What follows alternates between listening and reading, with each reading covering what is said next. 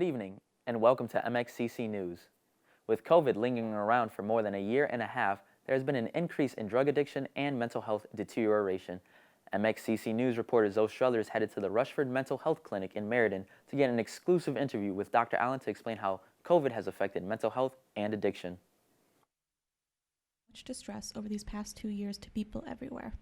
Today, Dr. Allen will give us an inside look on how COVID has been affecting those who've battled addiction and depression. Back in March of 2020, people were quarantined, they were isolated, and the things that they would do in their normal day to keep themselves grounded and on track were gone.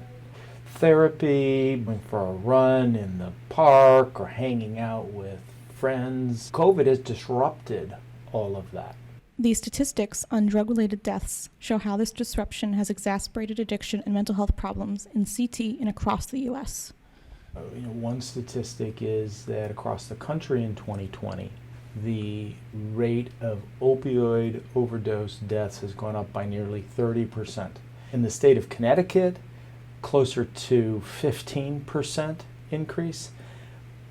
But you have to remember that is on top of 2019, which had the highest number of opioid overdose deaths ever in the state of Connecticut and in the country.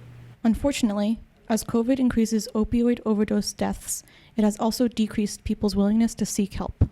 The number of people coming into treatment decreased significantly. People were afraid. They were afraid to catch the virus. Also, on the other side, the programs, a lot of the programs shut down. So there were limitations on access, and there was fear of going in.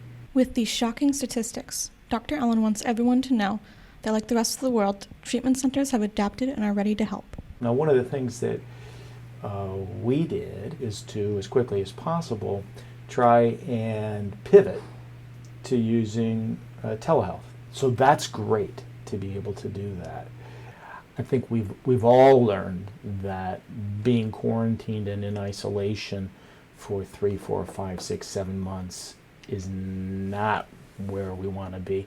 And we've learned that that's not where we have to be right now. If you are struggling with coping with the pandemic in a healthy way, Dr. Allen suggests you reach out to the Department of Mental Health and Addiction Services, call 211, or speak to your primary care doctor. At the Rushford Mental Health Center, Zoe Struthers, Middlesex News. Thank you, Zoe. If you or someone you know is struggling, you can also contact the Rushford intake number at 877-577-3233. A few months ago, the town of Meriden experienced heavy floods in the downtown area.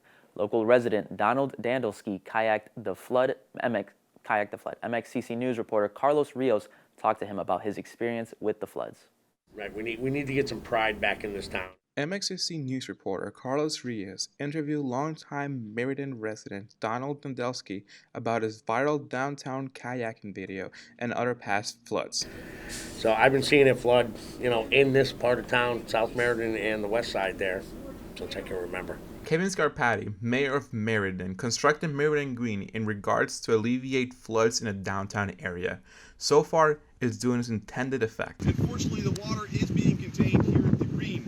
I'm happy to report there is no localized flooding here in the downtown area. So places we saw recently flood, such as State Street, Pratt Street, Cook Ave, and Hanover, are all dry. It was designed to flood, but it was also designed to drain very fast. Okay, there's really not much I don't think they can do with it, but Facebook has opened up a world of craziness, and I don't care who you are, what the topic is, what it is, you're going to have some backlash. You're going to have somebody complaining about it. And complaining there was. During the August floods, many users in a local Facebook group posted images and stories about the downtown being underwater. There was one car on Cook Ave, and the girl who I was talking to who actually did the video the first time, she said that the previous night during the flood when it was raining, they tried to drive through it and they got stuck. They jumped out and walked out. Their car was, and I could see inside their car, the water had been in their car. But even amongst all the negativity and complaints, there is still some fun to be had. The woman that had did it, she did it. I had got a text message from my daughter. That was it. Then the phone was going off all day. She did a great job. But but there was really no negative backlash. Talking to people, I got a lot of, hey, we saw your video, I was cracking. Even the mayor, Scarpati, Kevin saw it, and he said he was cracking up. With Mayor Scarpati going for a fourth term, who is to say this will be the last thing he'll do for Meriden and for his community? I am Carlos Rios with MXCC News, signing off. With Mayor Scarpati re-elected for a fourth term and the Green in place to help decrease flooding, things are looking up for the town of Meriden. Still ahead on MXCC News, we'll visit a new restaurant in Deep River and learn about the challenges of opening a business like this during the pandemic. Then, we're stopping by a local library that's back in business and now expanding services for customers.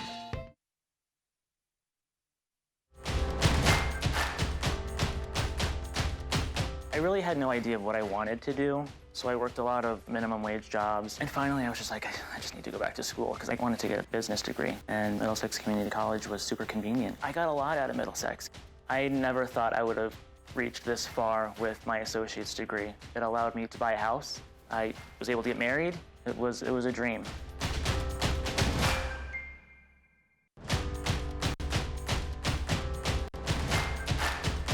I chose Middlesex because they had a lot of different programs that I was interested in. For me, it was just easier to come here part-time and also keep my job. Middlesex, I would say, helped me get my foot in the door in the news business.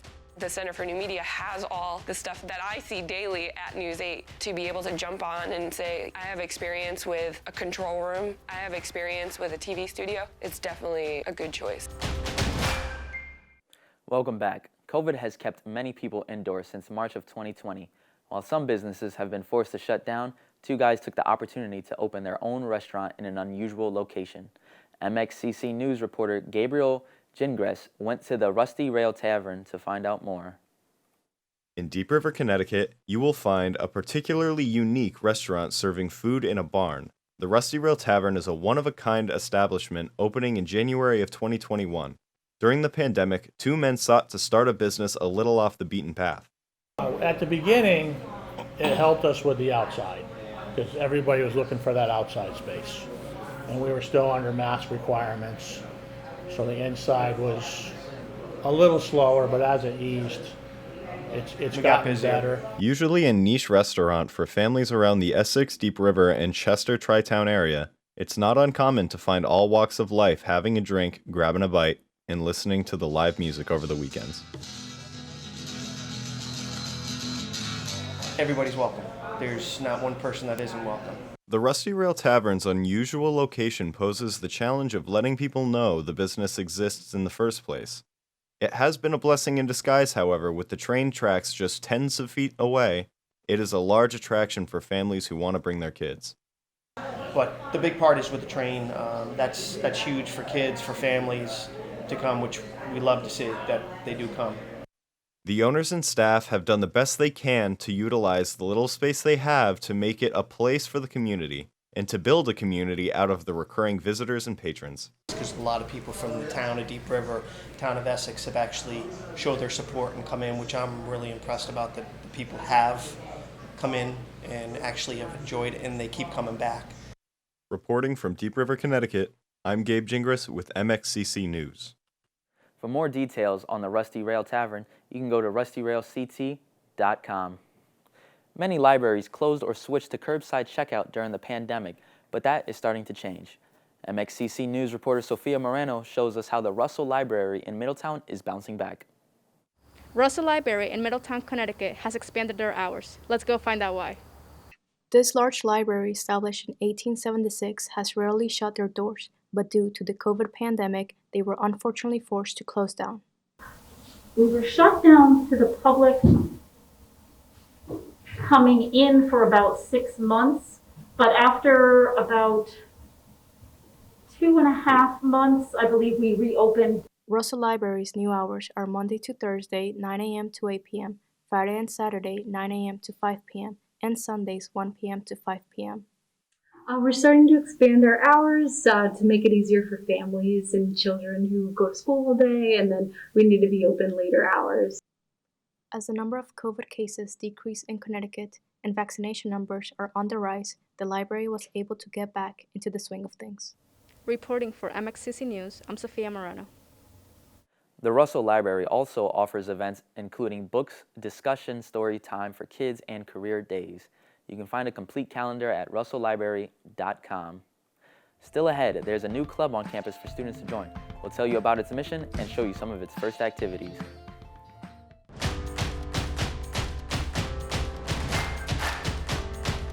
I was homeschooled, and after doing a lot of research, I found MXCC, and it looked like a really good fit for me because I wanted to transfer to UConn, and they have the Pathways program.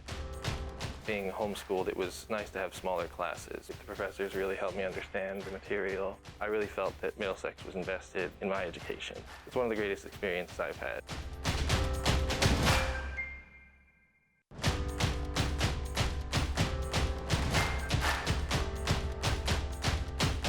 So the reason I chose the Middlesex Veterinary Technology Program was because of all the opportunities it had with Piper Olson Veterinary. There's no other place where you would have access to that. I would definitely recommend Middlesex to anybody who's interested in that career because you're going to be 100% prepared to start your job. That is really empowering. A new club on the MXCC campus is getting a lot of attention this semester. The Organization of Latin American Students, or OLAS, is hosting a number of events to bring the community together. MXCC News reporter Patrick Boots shows us. Here at Middlesex Community College, a group of Latin American students have taken the charge to start a new club to share their heritage. So OLAS, or the Organization of Latin American Students, is the very first Latin-based student club at Middlesex. It came about once we volunteered, we started outreaching to students because we knew how important it was for students to have a community in order to make sure that students feel that they belong.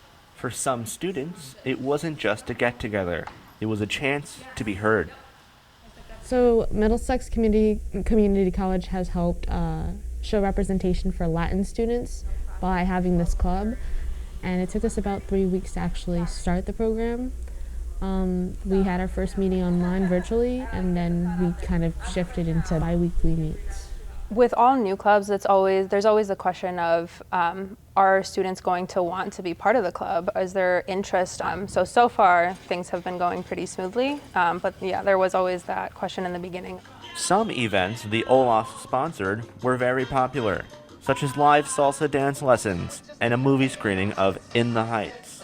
Some events I've helped out with the club so far are helping out with the movie and making posters for it, as well as going to the Fall Festival and helping out set up and help celebrate Dia de los Muertos. I believe it did very well. I know a couple of students that attended and they learned. They are on the Student Senate. They somehow tried to get me to dance, but having dance a part of my culture was really, just means a lot to the youth. Currently at Middlesex, the population of Latin American students has gone up to 21%, which is a huge jump from what we were at in previous semesters. As the population increases, Middlesex becomes a Hispanic serving institute, which opens up to be able to support our Latinx students. Currently, about 4.1 million students are enrolled at Hispanic serving institutions. Of CT State's 12 campuses, only 4 are currently in that category. And it's really inspiring because Latin people don't usually get a lot of traction or recognition, but having this, especially in a different town that I'm not living in, has helped me feel comfortable sharing my culture with the school, as well as knowing that my culture is loved and supported. Patrick Boots, MXCC News. If you want to learn more about how to get involved with OLAS, visit the advising office in Founders Hall. Thanks for joining us for this edition of MXCC News. Have a great Thanksgiving. We'll be back next month with another show.